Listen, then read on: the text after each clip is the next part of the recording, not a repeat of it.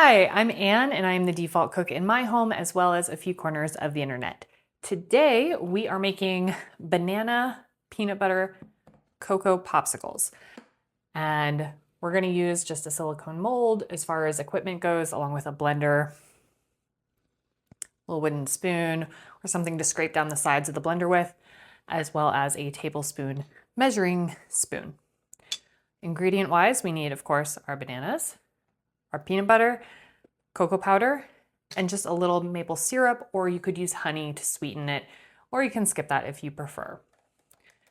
We're gonna open up our blender and add in our bananas. My recipe calls for 4, but I'm actually gonna use 5 today because we're gonna do a little something with some extra. I have a sick kid home today who something cold would feel good on their throat, and little dots will freeze a little faster. So I also happen to have a pan lined with some wax paper over here for that. Normally we just use the extra as pudding, and honestly we might still do that because I think we might still have extra after I put that on there. So we're gonna put our bananas in the blender.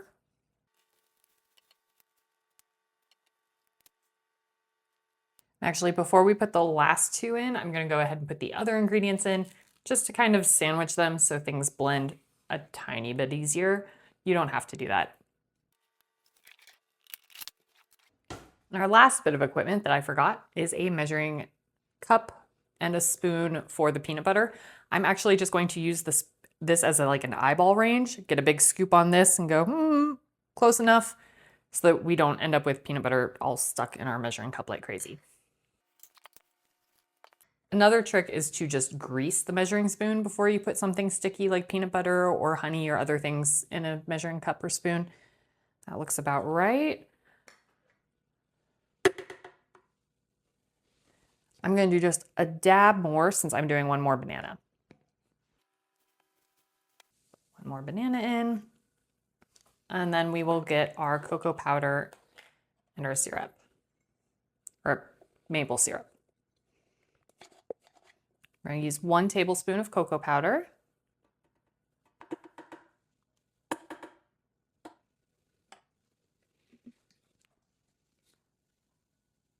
And the same for maple syrup.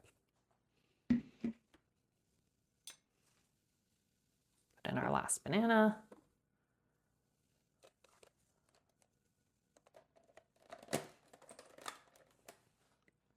And now the loud part.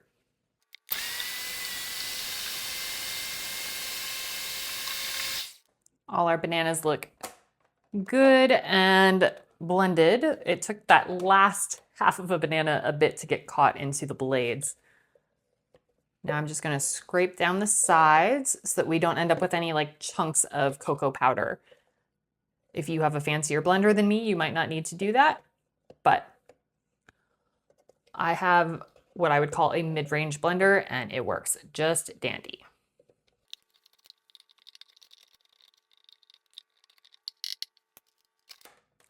And now we blend one more time, maybe 2 more times if you need to scrape a second time. It depends on the batch.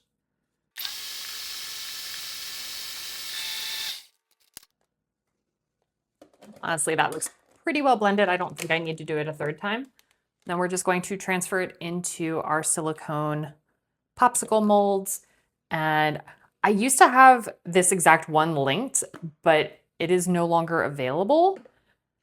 So I'm just going to tell you what you're looking for, and that is something that is tapered. You can see how the bottoms are a little less wide than the tops. We want that taper bottom because they're easier to get out. So you can push them out and they're not going to break on you. A family member has these really cute like spiral ones, but we're lucky to get 1 out of 6 of them out without it breaking. So look for something that's tapered no matter where you get your mold. Also, let's see if I can show you, there's a little lip on these. So this lip here is where we're gonna fill to. These don't really expand since there's not a lot of water in these. It's just banana and peanut butter for the most part.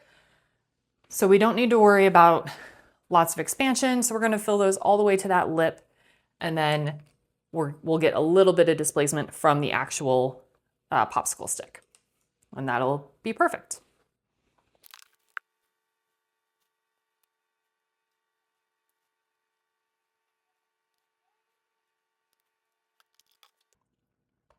And we're just going to gently set it on the counter a couple of times, and that'll help any air bubbles rise out so that we don't get those stuck in our popsicles. And I had one that was just like a tiny bit shy, so I put the stick in one that was not, and then move it over, and that little bit that clung to the stick is what makes it perfectly full. And if they overfill a little bit and they get a little bit messy, it's still gonna taste good. So now we're just going to set those in the freezer. Actually, for right now, we're gonna set those aside. And then make some little dots over here. And this is just something you can do with the extra. The other thing you can do with the extra, if you have it, is just pour it in a bowl, and it's like a little banana peanut butter chocolate pudding.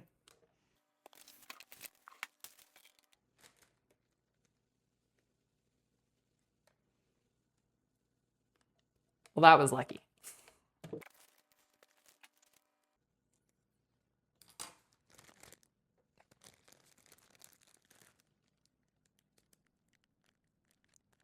And I'm just putting these on this wax paper like I would little yogurt drops.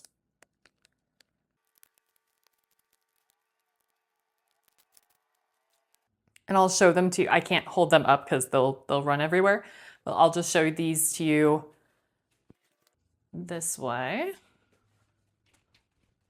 And this is just if you have a little extra, or if a kid is sick, which is the case in my house right now. That way, this is a little less of a commitment than a whole popsicle when they first start feeling like they're ready to try something solid again.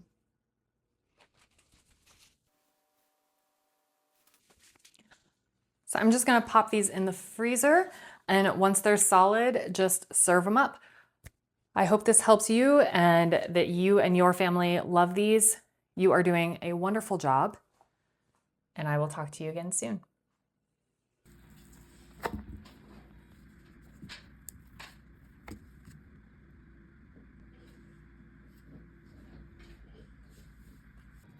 Here's what these ones look like after freezing. I'm just transferring them to a baggie so they don't dry out.